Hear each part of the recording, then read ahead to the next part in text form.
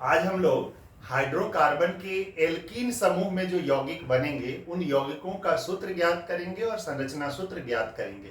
लेकिन उससे पहले हम थोड़ा जान लें कि चूंकि कार्बन के यौगिकों की संख्या 5 लाख से भी अधिक है और इतने अधिक संख्या में होने के कारण उसके नामकरण की कई विधियां हैं। तो उसमें सबसे प्रमुख विधि ये है कि हम समूहों में जितने भी कार्बन होते हैं उन कार्बनों की गिनती को कार्बन को गिनते हैं और गिनती को हम लोग उसको उपसर्ग या प्रत्यय के रूप में नामकरण में इस्तेमाल करते हैं। जैसे अगर एक कार्बन हो तो उसके लिए हम लोग मिथ शब्द का यूज करते हैं। अगर 2 कार्बन हो तो इथ इस्तेमाल करते हैं, 3 कार्बन हो तो प्रोप इस्तेमाल करते हैं, 4 हो तो ब्यूट इस्तेमाल करते हैं, 5 हो तो पेंट, 6 के लिए हेक्स, 7 के लिए हेप्ट, 8 के लिए ऑक्ट, 9 के लिए नॉन और 10 के लिए डेक। और इससे आगे भी बहुत सारे नियम हैं जो हम लोग आगे के क्लास में पढ़ेंगे। तो शुरुआत में हमें 1 से 10 तक की गिनती याद रखनी चाहिए, जिसकी सहायता से हम लोग एल्केन, एल्कीन, एल्काइन या दूसरे भी समूहों के यौगिकों का नामकरण करेंगे। अब हम लोग आते हैं कि एल्केन के यौगिकों का नामकरण कैसे करेंगे।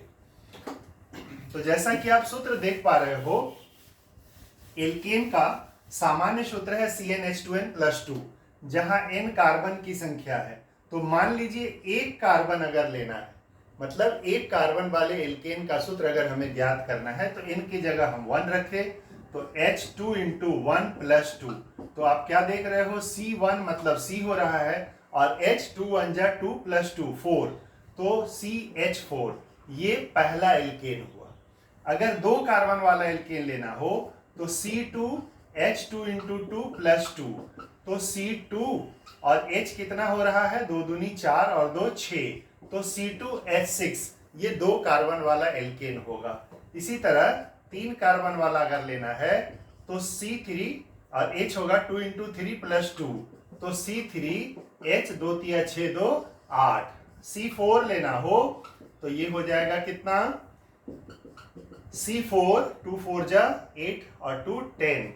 5 लेना हो तो C5H2 × 5+2, सो C5H12। इस तरह से आप इसके असंख्य यौगिकों का सूत्र ज्ञात कर सकते हैं।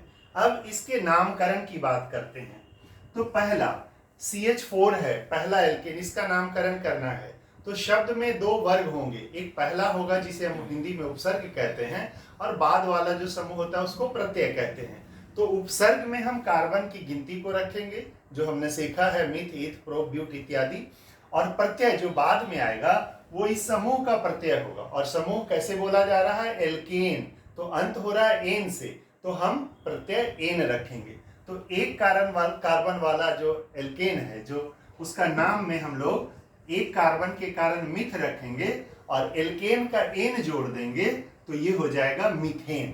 तो एक कार्बन वाला जो CH4 है उसका नाम हुआ मीथेन।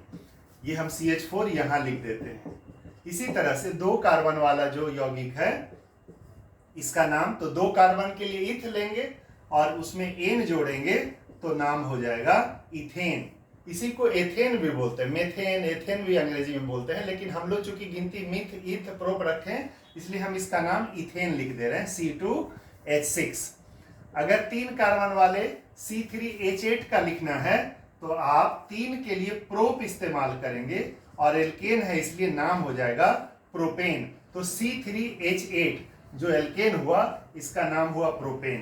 तो 4 कार्बन वाला जो होगा एल्केन उसका नाम क्या होगा, तो 4 के लिए ब्यूट लिखते हैं और एल्केन है इसलिए इसका नाम हम ब्यूटेन लिख देंगे, C4H10। इसी तरह से आगे पेंटेन, हेक्सेन, हेप्टेन, ऑक्टेन, नोनेन और डेकेन लिखते चले जाएंगे। इसके बाद हम लोग आगे चर्चा करेंगे इसके संरचना सूत्र की। अब जैसे CH4 है तो सामान्यतः आप 3 बातों को याद रखिए कि कार्बन की संयोजकता 4 होती है, तो इसलिए कार्बन पर 4 आबंध होना चाहिए, न 4 से कम न 4 से ज्यादा अगर यौगिक बनानी है तो। हाइड्रोजन की संयोजकता 1 है तो हाइड्रोजन पर 1 आबंध होना चाहिए, ऑक्सीजन पर 2 होना चाहिए। इसी तरह सभी तत्वों के बंध होंगे। अब आप देखिए CH4 है तो कार्बन रहेगा, और ये जो संरचना आप देख रहे हैं ये एल्केन का सामान्य संरचना कहलाता है। तो कार्बन के चारों ओर एकल आबंध डाल देंगे, हमारे पास 4 हाइड्रोजन है, चारों तरफ एक एक हाइड्रोजन डाल देंगे। इस तरह से कार्बन की चारों आबंध संतुष्ट हुए, हाइड्रोजन सभी संतुष्ट हुए, तो ये CH4 मीथेन का संरचना सूत्र कहलाया। अब ये इथेन है, C2H6 है। तो आप ध्यान रखिए कि आगे जितने भी यौगिकों का आप संरचना सूत्र लिखेंगे उसमें सबसे पहला काम है कि आप कार्बन का एक चेन बना लीजिए। कार्बन को पहले सिंगल बॉन्ड से बांध लीजिए। तो 2 कार्बन है, इसे हमने C बॉन्ड C लिख लिया। अब हर कार्बन पे 4 आबंध आप बनाइए। तो इस कार्बन पे 1 आबंध है, 3 आबंध हमने दे दिया, तो इस कार्बन के 4 आबंध हो गए। इस कार्बन पे 1 पहले से है, 3 दे दिए, तो 1 2 3 4। इस तरह से हमारे पास 6 हाइड्रोजन है और 6 आबंध खाली हुआ, सभी जगह हम डाल देंगे। तो ये हो गया एथेन का संरचना सूत्र। अब मान लीजिए प्रोपेन का हमें लिखना है, तो इस प्रोपेन का हम यहाँ पे बना रहे हैं। C3H8 है तो 3 कार्बन हम जोड़ लेंगे, 3 कार्बन का चेन बना दिए। इस कार्बन पे 1 आबंध है, 3 और दे देंगे तो इसका 4 हो गया। इस कार्बन पे 2 हैं पहले से ही, तो केवल 2 लगाना है, 2 लगा दिए। इस पर 1 है, 3 और आबंध दे दिए। तो इस तरह से 1 2 3 4 5 6 7 8 C3H8 ये संरचना हो गई प्रोपेन की। इसी तरह से आप इसके एल्केन के ब्यूटेन, पेंटेन, हेक्सेन और आगे सारे यौगिकों का संरचना सूत्र ऐसे ही आप लिख सकेंगे। धन्यवाद।